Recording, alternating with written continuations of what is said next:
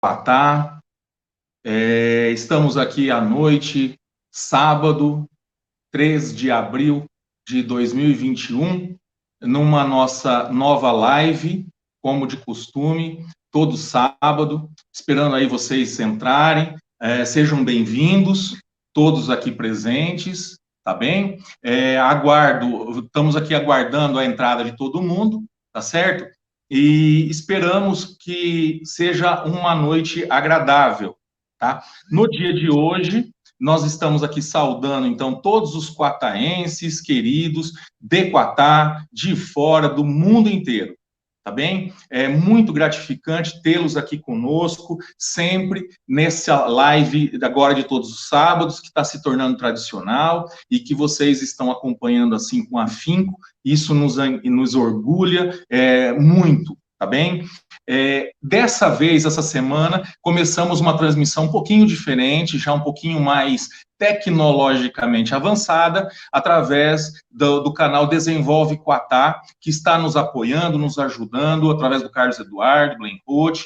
Nós estamos juntos aí para poder passar para todos vocês uma qualidade de vídeo melhor, uma transmissão mais legal, uma transmissão mais bacana, e espero que vocês gostem dessa nossa nova jornada aí que estamos fazendo. Lembrando que todo sábado estaremos aqui, sem dúvida nenhuma, se Deus quiser, sempre permitir, nós estaremos aqui todos os sábados, às 21 horas. Então, conto com todos vocês, avise seus amigos, familiares, vamos criar o hábito de estar aqui. Não é muito demorado, nós vamos sempre falar alguma coisa legal sobre Quatá. Tá? Dessa semana, inclusive, começamos uma nova jornada, tá? Que agora é as entrevistas.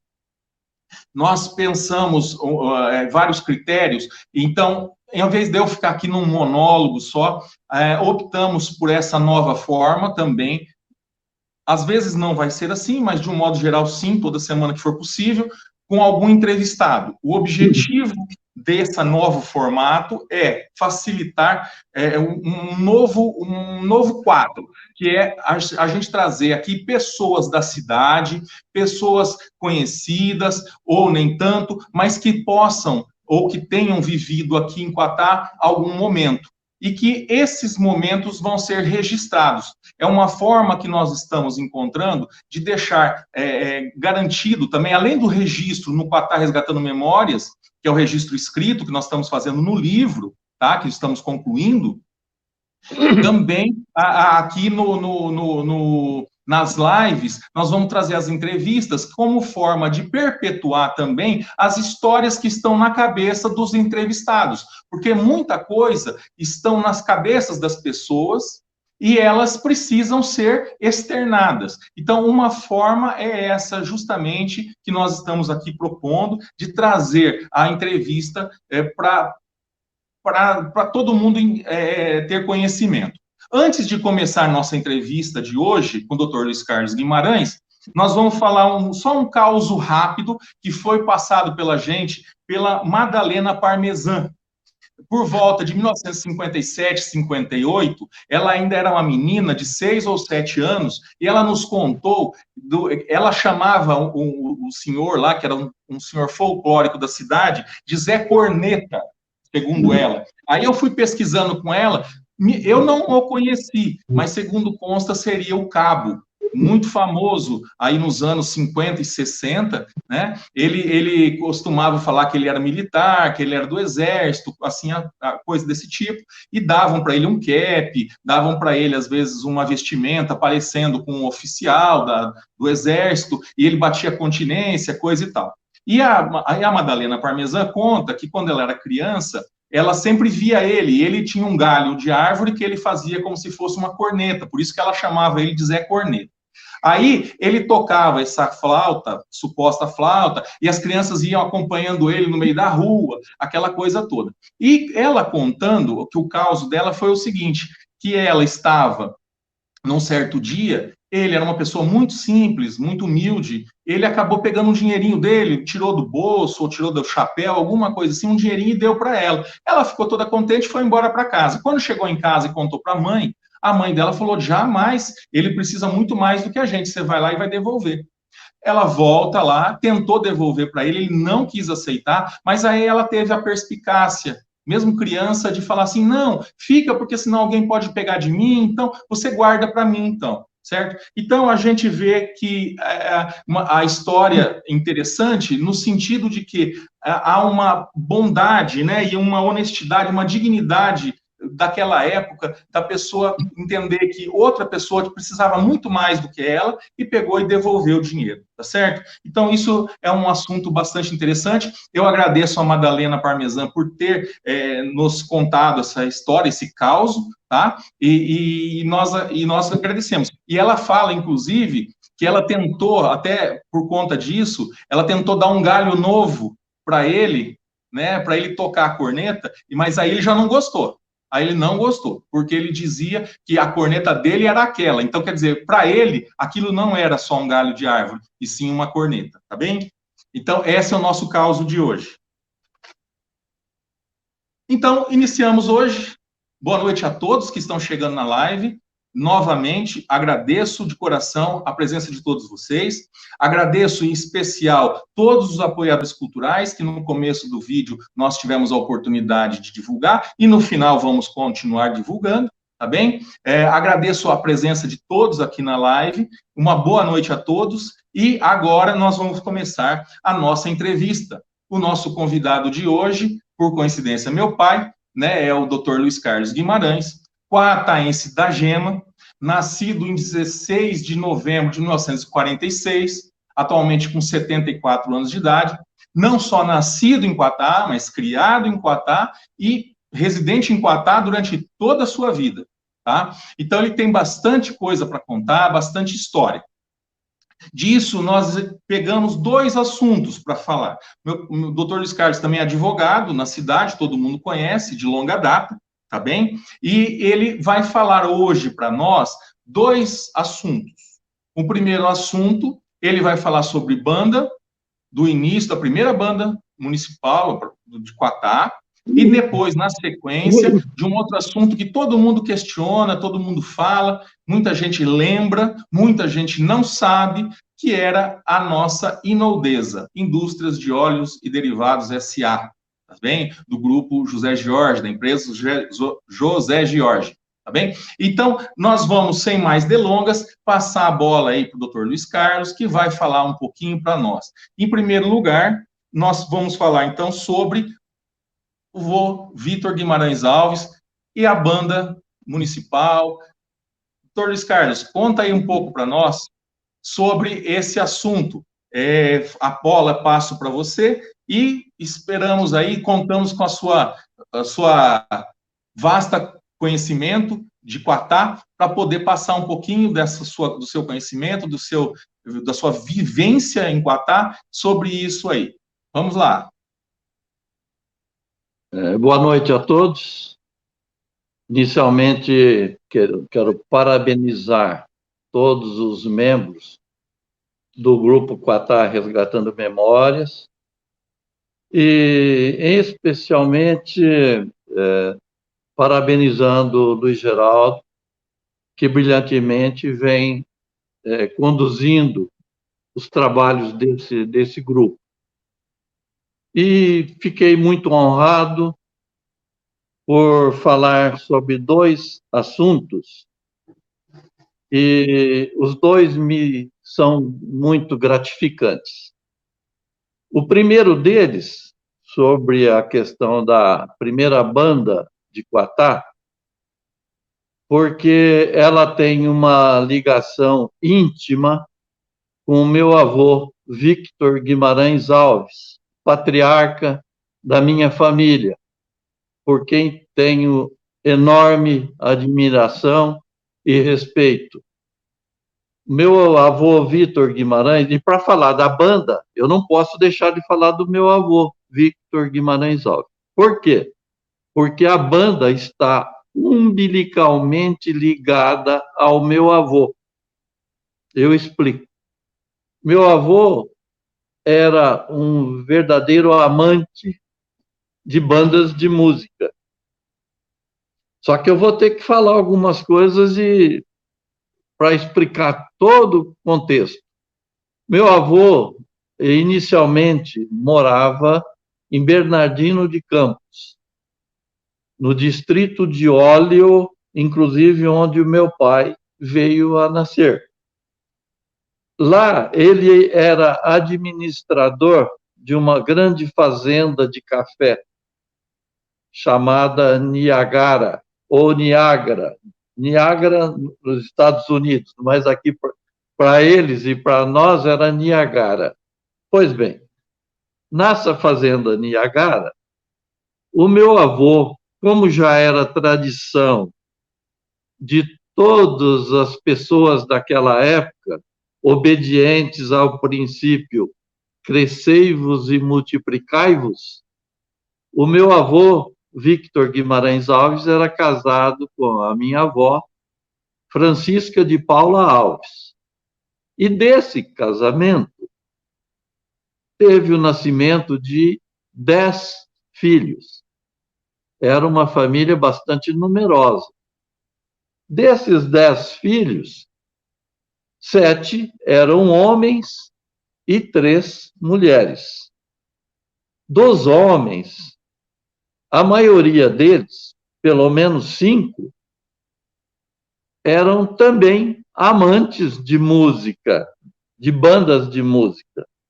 Daí porque o meu avô, com recursos próprios, olhem bem, vejam bem, adquiriu todos os instrumentais, todos os instrumentos de uma banda, e praticamente com os seus filhos, quase que já formavam a banda. Então, dos filhos que tocavam, eu preciso enaltecer e dizer, meu pai, a exemplo meu, eu não sei tocar nada, absolutamente nada, meu pai também não. Mas os outros tios, eu tinha o tio Manuel, que era o mais velho, tio Batista, tio Gilica, tio que era Geraldo Guimarães Alves, foi gerente da empresa elétrica aqui em Quatá, José Maria, Paulo, todos eles tocavam na banda. Então, meu avô praticamente montou a banda lá em Bernardino de Campos, no distrito de Óleo, basicamente com os membros da família. Então, eu tinha que fazer esse introito para dizer que, após a formação da banda lá em Bernardino de Campos, o meu avô foi transferido, ele trabalhava, era administrador de uma grande fazenda, dessa grande fazenda, e ele foi transferido para Regente Feijó. Em Regente Feijó, ele foi administrar uma fazenda chamada Mandaguari, que ela ficava, para quem hoje conhece, onde tem o trevo que Imprudente entra para Regente, ali aquelas imediações todas eram da Fazenda Mandaguari, onde inclusive foi construído o Clube de Campo São Fernando. Pois bem, meu avô ficou alguns anos em Regente Feijó, e em seguida, eu penso que uns 3 anos mais ou menos, aí foi convidado para vir para Quatá pelo senhor Josué Gil de Oliveira para administrar uma grande fazenda que era da família. Parece-me que era a Fazenda Belo Horizonte. E também onde foi dos Pereiras, aqui próximo do Anel Viário.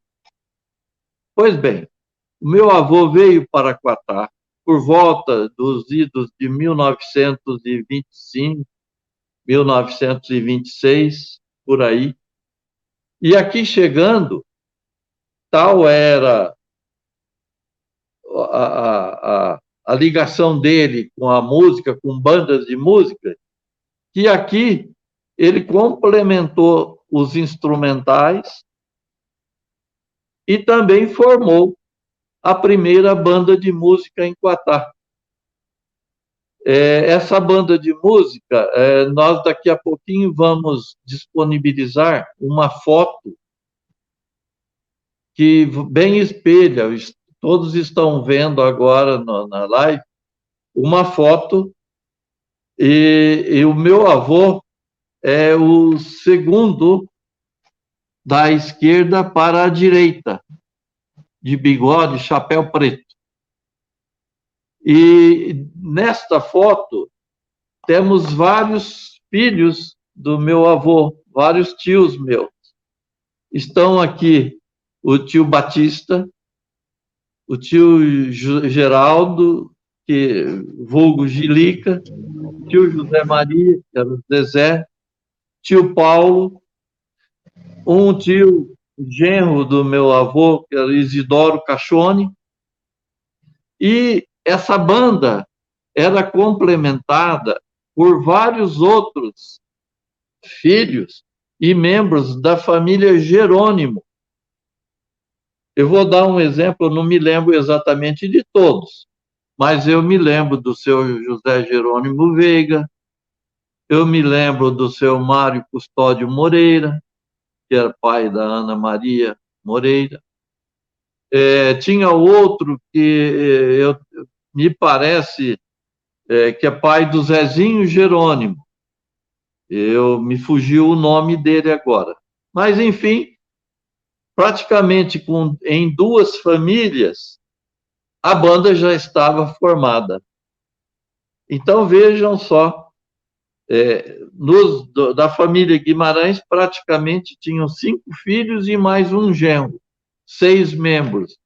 Da família Jerônimo, 3 ou 4. E mais outros abnegados também, que somaram-se, e aí foi, então, nasceu aqui, então, a primeira banda de Quatá.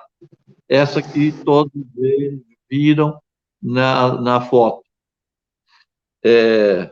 O meu avô, preciso falar um pouquinho do meu avô.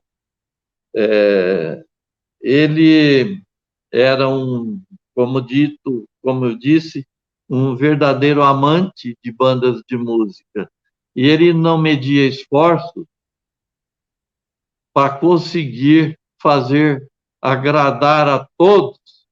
E Quatá, naquela época, era muito pequenininho, tinham poucas ruas. Mas essa banda de música,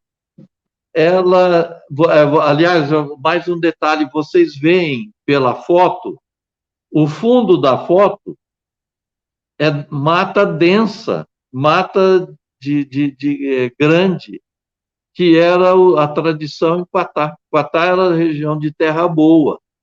E, consequentemente, terra boa significava árvores portentosas, madeiras de lei, perobas, ipê, pau-brasil e etc, etc. Também não vou... Mas vocês veem que ao fundo tinha mata densa e essa primeira banda, todos de terno, muito bem engravatados, mas ao fundo vocês veem que o que eu falei é verdadeiro. A mata no fundo bem demonstra esse fato. Pois bem, essa banda foi criada logo que os meus avós chegaram aqui em Quatá. Quando eles chegaram aqui, meu avô adquiriu uma chácara. Essa chácara, ainda hoje, é nossa, é de nossa família. Ali ainda moram hoje, em cima, onde hoje é do Zé da Ótica, era a casa do meu tio Paulo, Paulo Guimarães Alves. Abaixo, onde é a casa que hoje é do Gilberto, meu irmão, era a casa do meu avô. Pouco mais abaixo era a casa dos meus pais, que o número era Joaquim Távora 284. Abaixo era a casa da minha tia Glorinha e do meu tio João Raimundo, que também tocava clarinete, tocava alguns Tocava várias coisas. O meu tio ele era bem eclético. Só que na banda era só o clarinete e foi por pouco tempo.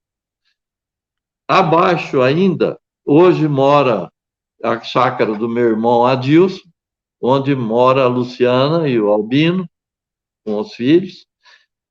E em cima, após a casa do José da Ótica, era a chácara do meu tio Gilica, meu tio Geraldo Guimarães Alves, que onde hoje tem uma casa que mora o Paulinho e a Tié, e uma outra ao lado, feita pelo meu primo José Paulo, onde morou o Buião por algum tempo. Então, para vocês verem, meu avô veio e fincou bandeiras em Quatá desde aquela época. Falando mais um pouquinho, depois que o meu avô parou de administrar fazendas, ele foi nomeado inspetor de alunos do então Grupo Escolar de Quatá. Posteriormente, Grupo Escolar Luiz Gagliardi. Eu comecei lá no grupo escolar quando ainda era Grupo Escolar de Quatá. Ao sair, e passou a se chamar Grupo Escolar Luiz Gagliardi. Inicialmente, esse grupo começou em cima, onde é hoje o Monfort, onde hoje é o Colégio Monfort. Pois bem, o meu avô foi inspetor de alunos por longa data em Quatá, no grupo escolar. Ele tinha um grave defeito. Ele não aparecia nas fotos. E isso me deixa uma certa mágoa, porque ele era uma pessoa culta para a época. Meu avô, para que vocês saibam, ele nos orientava para todo dia vermos a Voz do Brasil. Ele era assinante do jornal Diário de São Paulo. E o jornal Diário de São Paulo, como os antigos devem saber, mas eu vou relembrar aqui para curiosidade, esse jornal saía de São Paulo, vinha de trem. Portanto, o jornal do dia chegava aqui em Quatá 2 dias após. Esse jornal chegava e era entregue na farmácia do seu Chiquinho, farmácia Brando. E aí os assinantes, que eram muito poucos, iam retirar o jornal lá na farmácia do seu Chiquinho. Eu, inúmeras vezes, fui o responsável por ir buscar o jornal para o meu avô. Ele, já com certa idade, né, na época, seguramente 70 anos, 60 e poucos, 70 anos, ele lia o jornal de ponta a ponta. E ele era uma pessoa de bastante conhecimento, bastante cultura. E tinha um coração enorme, ele era um homem grande. E ele tinha um coração maior que ele. Eu vou contar duas historietas e duas pequenas histórias para dizer como era o meu avô. Isso foi contado por pessoas que não só viram, mas que presenciaram e que depois me contaram. Um deles foi o seu Tetuoso Guimoto, falecido já há alguns anos.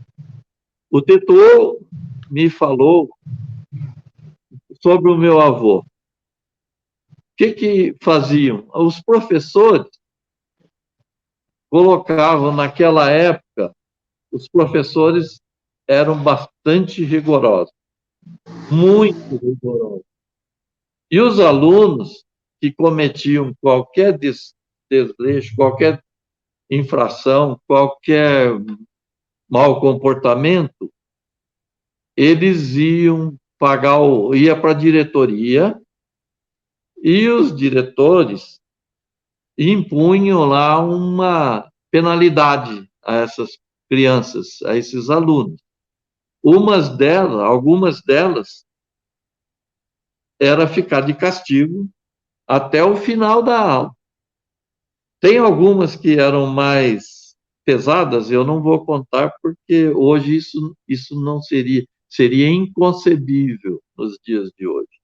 Mas naquela época acontecia. Mas, enfim, as crianças, então, ficavam de castigo e meu avô, como inspetor de alunos, após as aulas, que só tinha no período matinal, não tinha naquela época aulas à tarde, terminadas as aulas entre meio-dia e meia, os professores iam embora e os alunos ficavam lá naquele local onde estavam pagando o preço das suas estripulias. Peraltices, vamos assim dizer. Pois bem, o Tetuô me contou que, por diversas vezes, tinha visto que o meu avô, os professores deixavam e se esqueciam das crianças que estavam cumprindo aquelas ordens. Mas aí o meu avô, pacienciosamente, ia até lá e liberava as crianças. Me contou o seu Abílio Zancanaro, que faleceu há pouco tempo, que ele tinha sido vítima, seu Abílio Zancanaro. Ele foi admoestado pelo professor, foi levado àquele local onde os alunos ficavam costumeiramente, terminou o expediente, o horário das aulas, e o professor esqueceu ele lá. O que fez o meu avô? Foi até lá, chamou, deu aquele corretivo normal. Meu filho, ele era muito jeitoso e sabia conduzir pela experiência de pessoas de capacidade e de cultura e com aquela idade. Meu filho, pode ir embora, mas não faça mais isso. Veja o que aconteceu. Não cometa mais isso. Seja bonzinho, obedeça aos professores. Então, eu tenho essa lembrança do meu avô. E não só. Ele era, junto com a minha avó, que era pequenininha e franzina, mas o coração dela era maior do que o corpo. A minha avó também era de uma bondade a toda prova. E tanto que todos nós, netos, nem todos eram afilhados delas. Alguns, sim.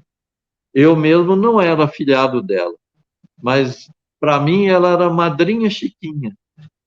E toda vez que eu ia na casa dela, e isso era várias vezes ao dia, sempre tinha algo para gente. Ela tinha um enorme fogão de lenha, onde ali tinha todo tipo de doce, como boa mineira que era ela. Sempre tinha doce de mamão, de abóbora, de tudo que é tipo. E ela jamais deixava um neto sem passar por lá.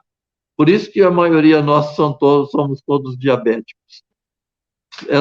Passávamos a doce de leite, doce de coco, enfim, era uma variedade enorme e tudo muito gostoso. Então, eu estou contando um pouquinho da história dos meus avós, do meu avô Vitor, porque ele, em todo lugar que passou, ele deixou a sua marca. Mas, como eu disse, apenas ele não registrava essas marcas. E isso me deixava um pouco triste. Me deixa ainda hoje um pouco triste. Por quê? Eu vi várias fotos lá do Luiz Galhardi, o Luiz Geraldo colocou no Quatá Resgatando Memórias, fotos antigas do Grupo Escolar de Quatá e fotos da atualidade do Grupo Escolar Luiz Galhardi, do hoje é EPG Luiz Galhardi. Pois bem, tinha comemorações disso, inauguração daquilo e tudo mais. Meu avô se escondia no anonimato. Eu nunca consegui entender, mas minha admiração pelo meu avô era tanta e ainda é, que eu o reverencio, porque ele é o patriarca da minha família Guimarães, que eu tenho muito orgulho de pertencer. Muito obrigado a todos. Obrigado, doutor Luiz Carlos. Esse é só um ponto, né? Então, esse é o primeiro ponto. Pedindo para o pessoal aí que está chegando na live, uma boa noite a vocês, sejam bem-vindos. Nós não acabamos ainda, tá? Agora nós vamos falar sobre a Inoldesa, mas antes de falar sobre a Inoldesa, quem puder aí, compartilha com os amigos, com os familiares a nossa live, vai divulgando, por favor, passem para frente, tá? Para que todos também possam absorver um pouquinho de conhecimento. Lembrando que depois essa live aqui, o vídeo relativo a ela, vai estar disponibilizado nas redes sociais, no grupo Quatá Resgatando Memórias, na minha página particular pessoal do Facebook, enfim, todos os locais onde a gente possa compartilhar esse vídeo, vai estar lá essa nossa entrevista ao vivo com o Dr. Luiz Carlos Guimarães no dia de hoje, sábado, dia 3 de abril de 2021. Então, falamos um pouquinho sobre a banda, sobre a família Guimarães, através do Vitor Guimarães Alves, que é o patriarca da família. Vocês puderam absorver algum conhecimento sobre o assunto, que é bacana, tá? E na sequência agora, nós lembramos do assunto interessante, importante para a nossa cidade, que é a Inoldesa. Aí o doutor Luiz Carlos Guimarães fica à disposição para falar um pouquinho, então, sobre a Inoldesa, aonde se localiza, quanto tempo ela ficou funcionando, informações interessantes, importantes, fatos ocorridos. Então, a plena liberdade, doutor Luiz Carlos, pode falar aí à vontade, tá? E eu espero que todos gostem também, porque é muito interessante. Fiquem ligados. Tá, muito obrigado. Bom, quanto à Inoldesa, a indústria de óleos e derivados, Sociedade Anônima Inoldesa.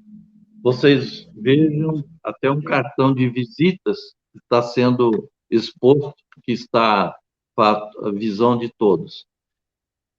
A Inoldesa nada mais é do que o Indústria de Óleos e Derivados S.A. Inoldesa formado pelas siglas, pelo que diz o nome da empresa, Indústria de Óleos e Derivados S.A.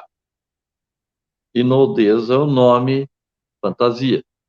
Pois bem, a Inoldesa, ela teve início em Quatá por volta dos anos 57, 58, e teve atividades fabris até meados de 1969. Para mim, é muito gratificante falar da Inoldesa. Eu praticamente nasci, eu comecei meus trabalhos aos 14 anos de idade na Inoldesa, como office boy. Pois bem, a Inoldesa pertencia ao grupo George. Vou fazer aqui um parênteses, um introito, para dizer do grupo George. O grupo George é um grupo que eu tenho maior respeito e admiração pelo que o grupo George representou para Quatá, toda a região, principalmente aqui da nossa Alta Sorocabana. O patriarca era o comendador José George, que nada mais foi do que o engenheiro, construtor, idealizador da estrada de ferro sorocabana de Sussuí, de Palmital, perto de Suçuí, até a barranca do Rio Paraná, em Presidente Epitácio. O comendador José Jorge foi o patriarca dos Jorge. Eu preciso falar alguma coisa dos Jorge pelo meu respeito e admiração que eu tenho pela família. O comendador José Jorge teve também 6 filhos, uma filha e mais 5 homens. Eu vou falar dos homens porque a filha depois não fazia parte do grupo. A dona Lina Jorge Leuze era esposa do senhor Miguel Leuze, que foi deputado federal, também pessoa boníssima, família boníssima também.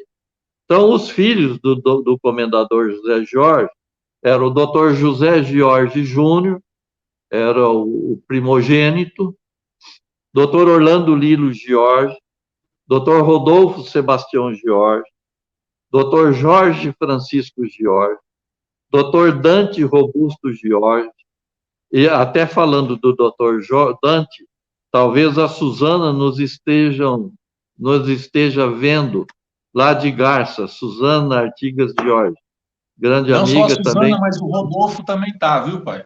Todo o pessoal que está dos Jorge também, o Eduardo, Rodolfinho, o Tarcísio, Luiz Ricardo, enfim, se eu for falar todos, eu posso omitir alguns, então eu vou generalizar. É uma família tradicional que eu sempre tive o maior respeito e consideração. A família Jorge, veja só, antes da Inodesa, as empresas do Grupo Jorge, eu vou falar algumas. Empresa José Jorge S.A., Comércio, Indústria e Construções. Nada mais era do que a usina Santa Lina, que no passado era a maior produtora de café do nosso município. A empresa de eletricidade Vale do Paranapanema, como o próprio nome diz, ela atendia toda a região do Vale do Paranapanema, de Ourinhos até Presidente Prudente e até a Barranca do Rio. A empresa de eletricidade Sul Paulista, que era na região de Itapetininga, a construtora Brasil S.A. era uma construtora de respeito, que inclusive construiu o túnel Rebouças, no Rio de Janeiro. Foi uma coisa fantástica. Era uma obra de vulto, o túnel Rebouças. Depois tinha a construtora Edil, que era de menor porte um pouquinho do que a Brasil. Enfim, essas eram as empresas do Grupo Jorge. Ressaltando que na Santa Lina, na Fazenda Santa Lina, nós tínhamos a usina Santa Lina, que produzia açúcar e álcool. No início era aguardente, começou destilaria de pinga, depois uma indústria de açúcar e álcool.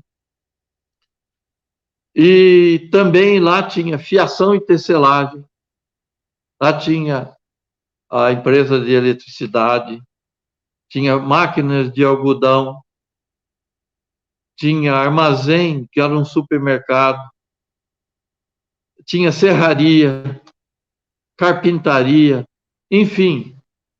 A Fazenda Santa Lina tinha 221 casas na época do seu auge. Isso tudo depois, com a modernização do setor sucroalcooleiro, o setor não passou. Antigamente, a mão de obra era necessária que estivesse no local, porque não havia o transporte, facilidade de transporte que hoje há. Tá? Então, as usinas da época, por tradição, mantinham aquelas colônias no local, onde os trabalhadores amanheciam e anoiteciam lá. Ou seja, estavam no próprio local de trabalho, não precisava do transporte. Depois, obviamente, que com o crescimento do setor sucroalcooleiro, houve necessidade de aperfeiçoamento, de melhoria, de, como tudo na vida modernizada, teve que ter modernização. E por aí, então, as casas lá deixaram de ter casas e vieram para Quatá. O grupo Menuzilor, que depois eu vou falar, construiu aqui em Quatá, só de uma vez, 237 casas. Doou para o município, através da Coab, doou o terreno, houve a construção, foram cedidas para os funcionários. Isso na primeira vez, onde hoje é chamada Asa Branca. Depois, o núcleo abaixo, onde se saíram mais cento e poucas casas, também complementou-se as casas de trabalhadores do grupo. Pois bem, vamos voltar então, que eu fugi do assunto, e o meu assunto aqui que me permitiram era para falar sobre a Inodesa. Então, eu vou voltar agora a fazer um retrospecto do que foi a Inodesa. A Inodesa, Quatá, na época, a Avenida Comendador José Jorge, ela tinha alguns depósitos grandes que eram a máquina de algodão. Isso lá nos idos de 1950. Pois bem, com essa paralisação das máquinas de algodão, houve gestões e o Grupo Jorge resolveu, de comum acordo com a administração da época, a administração municipal, dar início a uma indústria de óleos na cidade. Para isso, fechou-se uma parte da Avenida Comendador José Jorge. E onde hoje é a Casa da Lavoura, atual, do lado de cima, e do lado de baixo é a Coopercon, do lado de baixo da Coopercon fazia parte da indústria da Inoldesa. Então, a rua, a partir dali, onde hoje é a Coopercon, até o final, onde hoje é a delegacia da Polícia Militar, eram as dependências da Inodesa, da indústria Inodesa. Então, fechou-se parcialmente a Avenida Comendador José Jorge. E há uma explicação por que isso aconteceu. Os menos conhecedores do assunto poderiam dizer, mas como que a administração municipal poderia autorizar fechar uma avenida para dar oportunidade a uma indústria? Explica-se. A Avenida Comendador José Jorge, ela estava na margem da ferrovia da Estrada de Ferro Sorocabana. Para a construção, para o início dessas atividades da Inodesa, era necessário que tivesse um desvio ferroviário. E ali era o local onde se tinha condições de se fazer o desvio ferroviário. Que depois eu vou explicar a importância desse desvio ferroviário para a cidade de Quatá e para toda a região. Pois bem, vamos lá. Então, relembrando, a início da Inodesa foi de mais ou menos 1957, quando começou as suas atividades, os prédios, a instalação dos maquinários, caldeiras, refinaria, solventes, fábrica de sabão, envasamento de óleos, depósito para condicionamento de algodão e de amendoim, que à época, no início, era algodão e amendoim. Posteriormente, então, de 1958, quando iniciou, até mais ou menos 1965, o forte era amendoim e algodão. Pois bem, só que Quatá, a região de Quatá, não tinha muitas lavouras que permitissem a necessidade de toda a industrialização. O que aconteceu? A Inodesa, então, abriu departamentos de compra, inicialmente em duas cidades, uma em Pirapozinho e outra em Presidente Venceslau. Pirapozinho, porque o amendoim e o algodão tinha ali produção em larga escala. Vários municípios produtores, Pirapozinho, Narandiba, Sandovalina, Mirante do Paranapanema, enfim, vários outros ali daquela região. E seguindo, no sentido do estado do Paraná, vinha muito algodão da região ali de Santo Inácio, Paranacite, e de vários outros, Colorado, vinha algodão e amendoim daquela região. Então, tudo era trazido para o depósito, para esse depósito em Pirapozinho. Da mesma forma, os depósitos lá de Presidente Venceslau absorviam a grande área produtiva que era Santo Anastácio, Presidente Bernardes, Presidente Venceslau, Piquerobi, Presidente Epitácio, Caiuá, e toda aquela circunvizinhança, né? Então, ali tinha muitas produções. Só uma fazenda, para que vocês tenham uma ideia, só uma das fazendas lá de Presidente Epitácio, chamava-se Santa Cruz do Cabral, da família Murad, só ali tinha mais de 2.000 alqueires de plantio de algodão, só de algodão. Pois bem, o algodão teve o seu auge até mais ou menos 1965. A partir daí, houve uma queda da produção de algodão e do amendoim. Só que aí veio a soja. Estava iniciando o plantio da soja. Aqui a nossa região era muito pobre em plantio de soja. Hoje, graças a Deus, não. Hoje tem soja em abundância.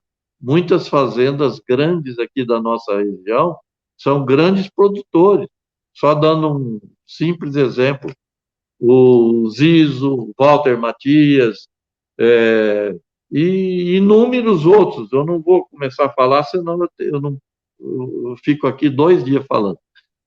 Pois bem, a soja começou, então, teve um início forte no estado do Paraná.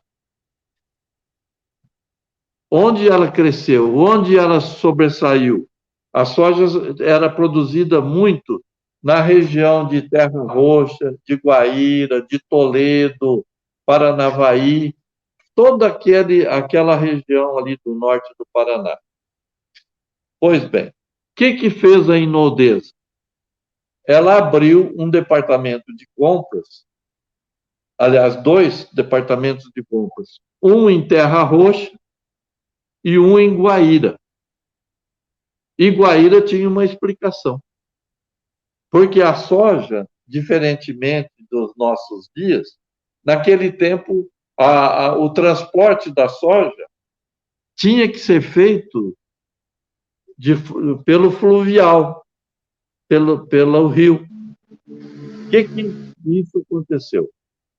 Comprava-se a soja nesses dois departamentos, que era de Terra Roxa e Guaíra, e a soja vinha por Chatas, pelo Rio Paraná.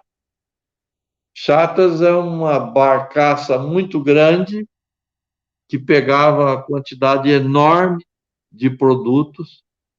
E essa soja, então, vinha de Guaíra, pelo Rio Paraná, até Presidente Epitácio. Presidente Epitácio, essa soja vinha para Quatá de que jeito? Lá no porto de Presidente Epitácio, tinha, no cais do porto, tinha um desvio ferroviário, de modo que a soja chegava pelas chatas, já iam direto embarcadas nos vagões, nesse desvio lá do porto de Presidente Epitácio. E aí vinham para Quatá comboios de 20, 30, 40 vagões cada vez.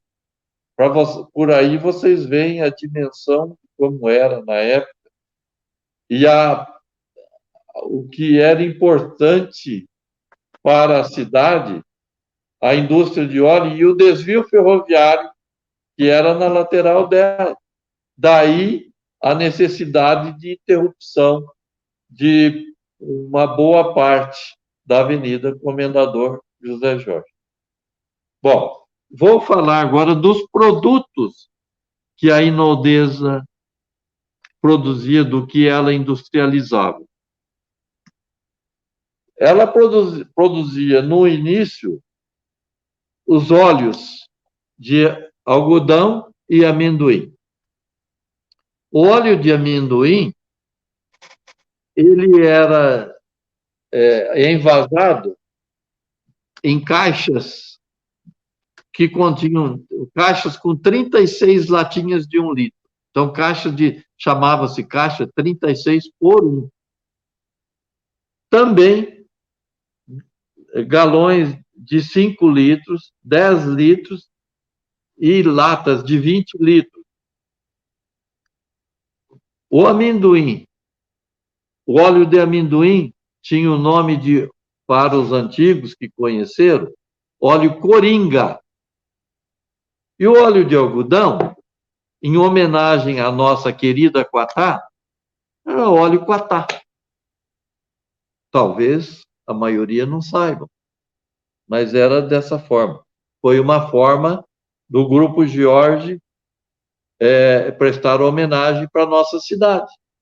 Esse óleo era vendido no Brasil, eu não diria o Brasil inteiro, mas o estado de São Paulo, o Paraná e uma parte do Mato Grosso, com absoluta certeza.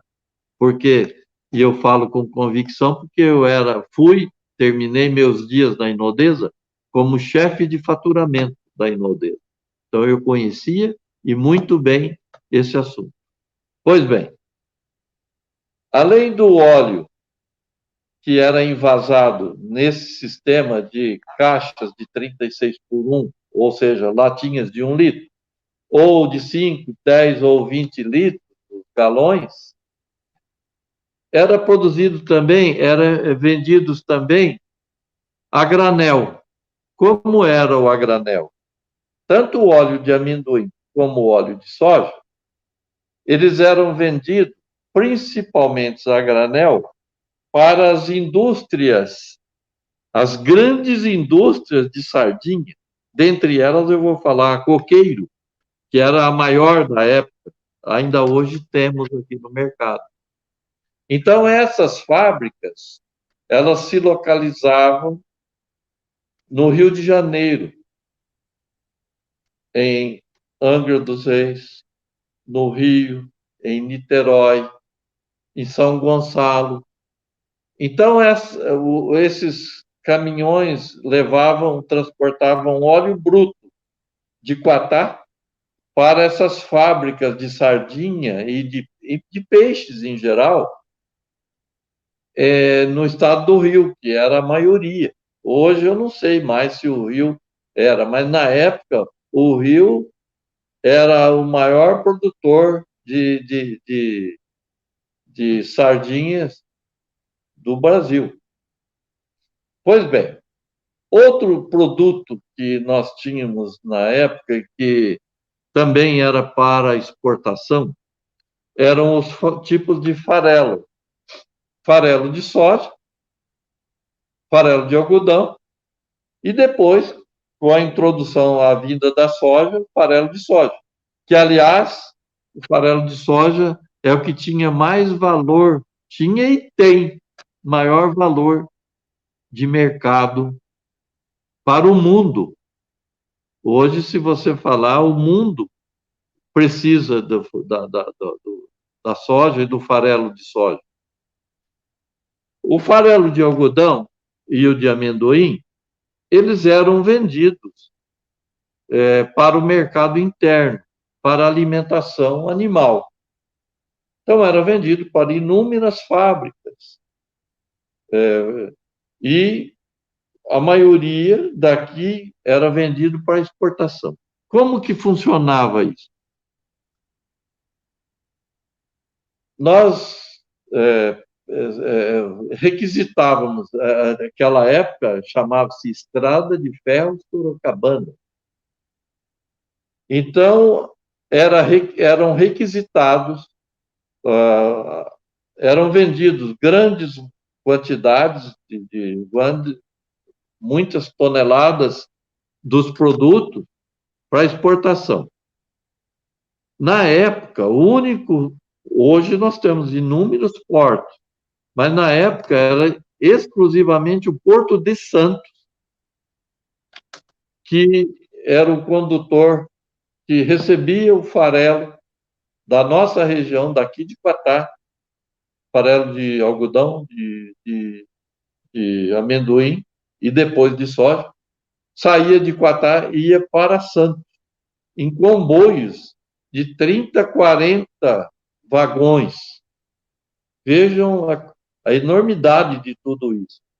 Então, a estrada de ferro disponibilizava os vagões, nós requisitávamos, eu cansei de requisitar, que eu era o chefe de faturamento, eu era o responsável, então chegava o pedido para a empresa de exportação, nós pedíamos os vagões, e isso tinha que ser rigorosamente cumprido, as datas de chegada desses vagões e dos embarques e de saída deles de Quatá para chegar no Porto de Santos, porque o navio tinha a data para atracar e para depois partir. Então, rigorosamente, tinha que ser cumprido todas essas formalidades. Então, chegávamos, eram carregados, na época, os profissionais que trabalhavam eram saqueiros, não tinha muita máquina que hoje nós temos, não era manual, então você tinha que produzir, ensacava, carregava esses sacos nos vagões, tinha os saqueiros que faziam esse tipo de serviço, e esses vagões depois eram lacrados e em comboio, com uma máquina, aí levava 20, 30, 40 vagões até Santos. Saía de Quatá diretamente a Santos. Então, para os senhores verem a importância da Inodesa para a economia de Quatá e de toda a nossa região. Ela, pelo porte, ela não dava muitos empregos, era em torno de 250, 300 empregos diretos, porque ela não parava. Era uma indústria que trabalhava diuturnamente, praticamente 365 dias por ano. Eu vou, então, contar. A fábrica ficava na Avenida Comendador José Jorge, número 133. Eu não preciso ler o que está na tela, não. A inscrição era 651. Avenida Comendador José Jorge, 133, Quatá SP. Os telefones não estão aqui, mas eu vou dizer para vocês. Na época, de 57 até 60, não tinha ainda telefone. O telefone começou por volta de 60. Os telefones da Inodesa eram 182, 212 e 213. E quando eu entrei lá, eu era office boy, portanto, eu ficava nos telefones. Mais uma curiosidade para vocês saberem. No início do telefone em Quatá, nós tínhamos que. Não tinha telefone nas residências, eram pouquíssimos as pessoas de melhor condição financeira, econômica, que tinha telefone.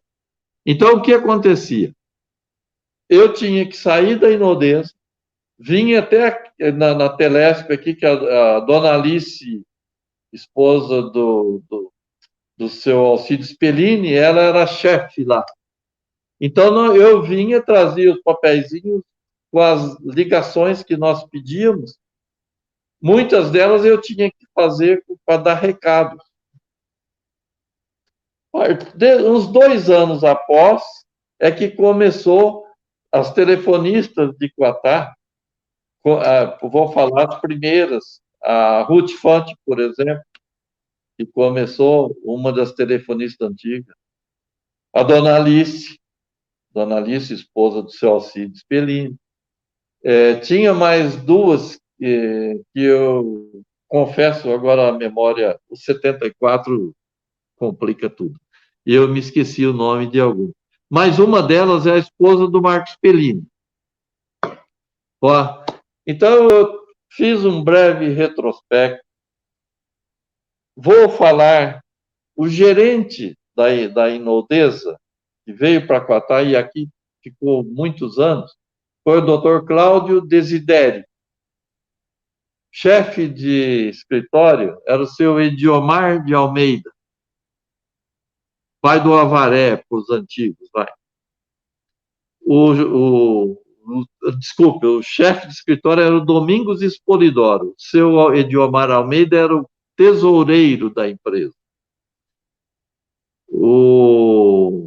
E vários outros funcionários. A foto está mostrando aqui alguns onde eu estou nelas. Aqui está mostrando agora aí é o Clóvis Tamburi, o Silvio Cardoso e o Carequinha, o Ney, Oswaldo Leônidas de Oliveira. Nessa outra aqui, deixa eu pôr os óculos, mas é o Paulo Araújo, eu agachado,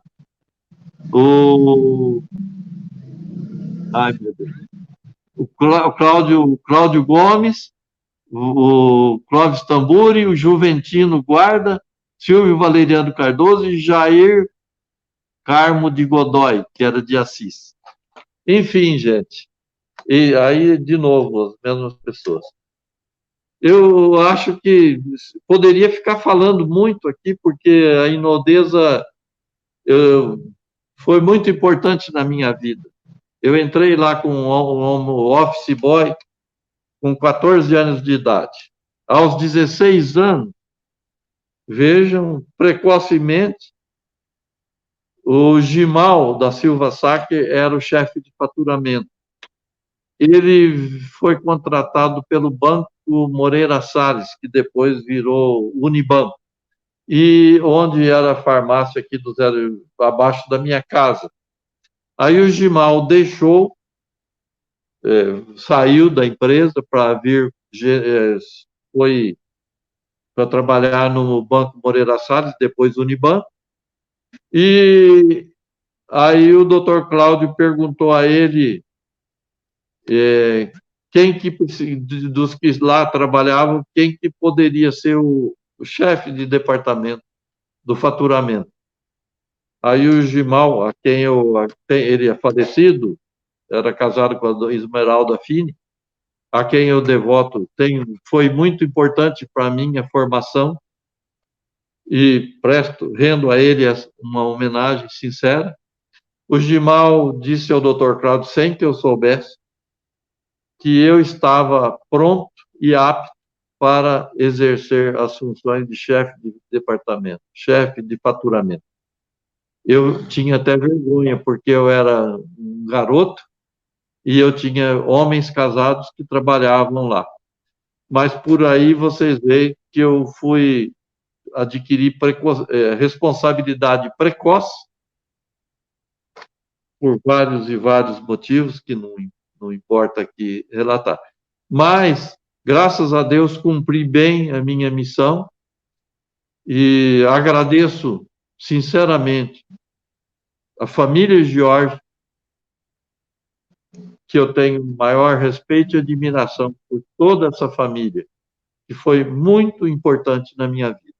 E no dia 9, quando a Inodesa parou no meados de 1969, dia 9 de fevereiro de 1969, eu fui convidado para trabalhar na empresa José Jorge, na usina em Santa Lina, para ir como também responsável pelo faturamento e expedição lá.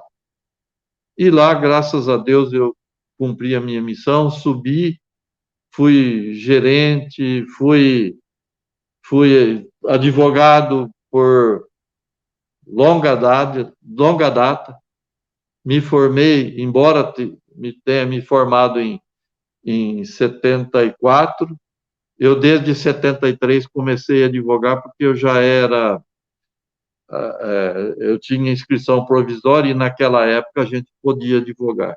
Depois eu comecei a advogar lá, por aí vocês veem, de 1973, eu até hoje advogo aqui em Quatá, graças a Deus.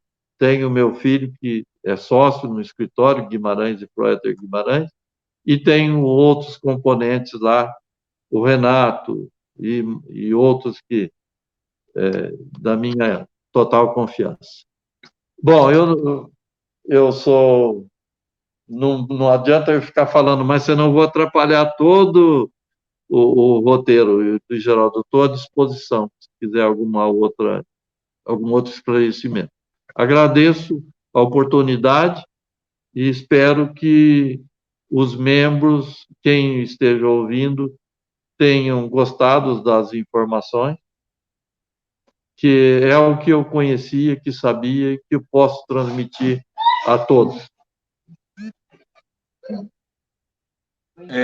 Agradeço, doutor Luiz Carlos. Só ficou faltando uma coisa que eu não sei se dá tempo. Se quiser falar um pouquinho, porque o doutor Luiz Carlos não quis que eu fizesse em forma de entrevista. Ele queria falar sobre os assuntos de forma mais natural. Então, a gente optou por não fazer na forma de troca de bate-bola. Mas o que ficou interessante foi o registro como se fosse um documentário histórico. Isso ficou muito legal. O pessoal do site Quatá Desenvolve Quatá acabou de colocar isso, um documentário histórico muito legal, muito emocionante, e a gente agradece. Agora, ficou faltando falar sobre o incêndio. Tem tempo ainda? Eu falo rapidamente. Curtinho. Pois bem, eu vou tentar ser breve. Por volta de 1963,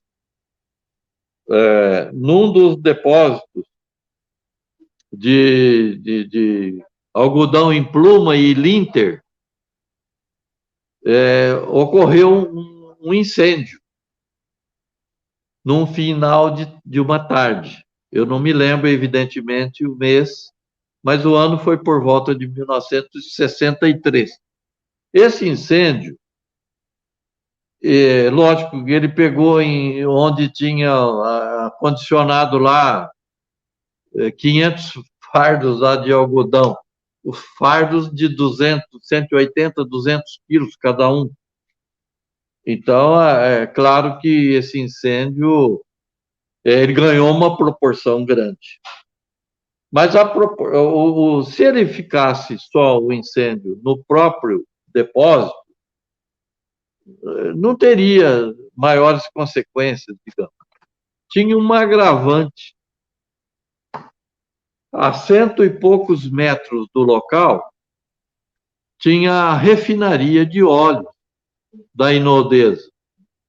E essa refinaria de óleos, ela trabalhava com produtos altamente inflamáveis, por exemplo, solvente, e havia um risco iminente de faíscas, fagulhas, atingirem aquele local, 100 e poucos metros dali, e se ali acontecesse, se pegasse o fogo ali na região da refinaria, poderia causar um estrondo, uma explosão de magnitude, de alta magnitude.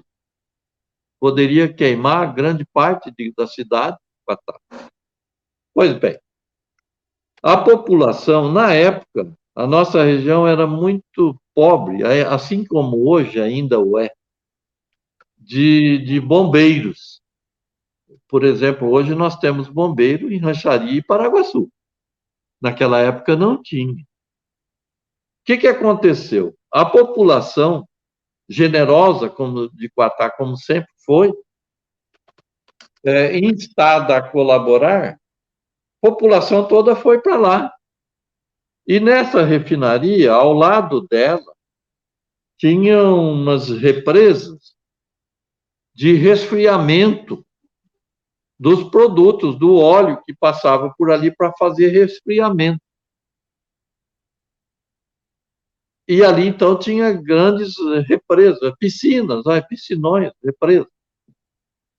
Então, o que aconteceu? A população, os funcionários, eu também estive lá, e a população, de um modo geral, se mobilizou, cada qual com seu baldinho, e ali levava no local e ia molhando para que fagulhas não atingissem a refinaria.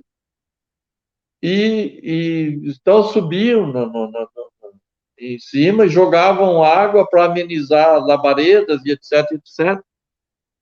E para terem uma exata dimensão, o fogo permaneceu lá por uns 3 dias. Os rescaldos só foram se apagar de vez por mais de 3 dias. Mas, graças à colaboração, participação efetiva de toda a população, não teve maiores consequências. Basicamente foi isso. Não sei se deixei alguma dúvida, mas foi mais ou menos isso aí. Nada, agradecemos a sua colaboração. O Dr. Luiz Carlos, então, esteve hoje aqui conosco, nessa entrevista, nesse documentário, que vai ficar registrado. Esperamos conseguir fazer outras lives também com outros entrevistados. Estamos vivenciando uma dificuldade por conta da dificuldade tecnológica das pessoas mais velhas, do manuseio realmente com essa metodologia nova, essa tecnologia nova aí, de internet, de celular, dessas coisas, né? Então, muitas pessoas acabam ficando difíceis até da gente trazer aqui, mas nós vamos tentar o máximo possível, assim como o Dr. Luiz Carlos está aqui, tivemos que criar toda uma estrutura para ele poder participar, e eu tenho certeza que nós vamos conseguir também outras pessoas, colaboradores que possam ajudar-nos a resgatar a memória histórica da nossa cidade. O maior objetivo nosso é esse, trazer esses resgates de memória das próprias pessoas, porque isso nos ajuda a montar o esqueleto da história da nossa cidade, não é? Porque essas vivências, o registro dessas histórias vão perpetuar para todo sempre, para toda a vida. Então, por isso é que nós estamos aqui tentando montar esse esquema desse projeto Quatá Resgatando Memórias, que vai se solidificar no livro que nós estamos escrevendo, finalizando aqui, tá? Certo? E, além disso, também o projeto que nós estamos aqui, no caso, agora com as lives, no grupo Quatá Resgatando Memórias no Facebook. Nós estamos implementando o máximo possível para ampliar essa história e essa história virar para todas as pessoas, para todos os quataenses, seja de nascimento, de coração, de adoção, de longe, de fora, daqui, enfim, que todo mundo possa participar da história, rever a história, possa novamente revivenciar esses fatos, como nós tivemos a oportunidade aqui agora com o Dr. Luiz Carlos, de trazer a nós memórias que resgatam nossas ideias, nossas vivências lá do passado. E isso que é o mais bacana.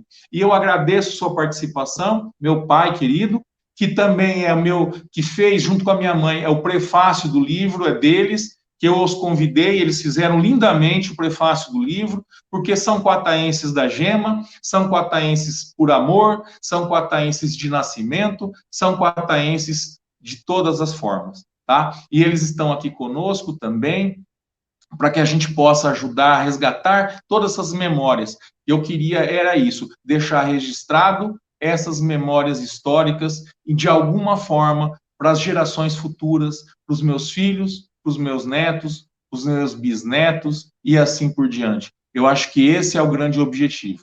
Agradeço a participação e a presença de todos. Sei que a live ficou grande, mas gostaríamos de contar com vocês na próxima semana, nova live, novo convidado, nova entrevista, e vai ser cada vez melhor, cada vez nós vamos aprimorando mais. Agradeço a participação de todos vocês que estão aqui conosco, aqueles que depois vão assistir a live também, né, no vídeo, mesmo posteriormente, é muito legal. Gostaria de agradecer ao Dr. Luiz Carlos mais uma vez, obrigado pela participação, obrigado pelo apoio, obrigado por estar aqui e compartilhar todo esse conhecimento com todo mundo aqui do grupo Quatá Resgatando Memórias, que estão aqui sempre com muito carinho, vivenciando toda essa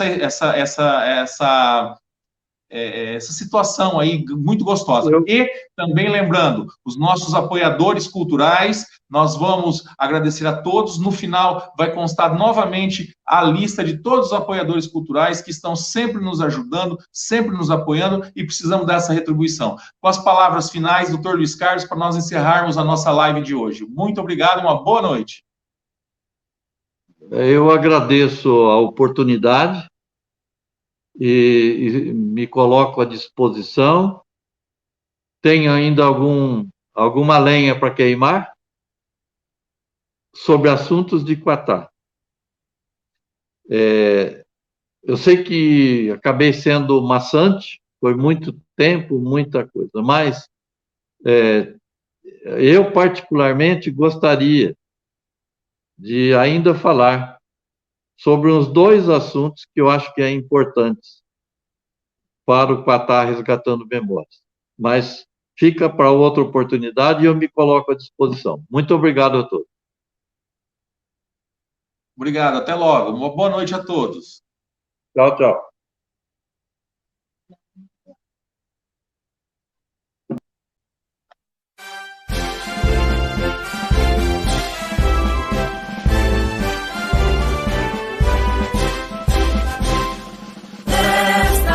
Em que nascemos, nosso amor então terá. Sempre, sempre honraremos a cidade de Quatá. Sua terra é dadivosa e produz com abastança. Sua gente laboriosa trabalha nunca se cansa. Ó terra dos meus amores, é Quatá exuberante, a vida cheia de flores palpita sempre vibrante. As noites em luz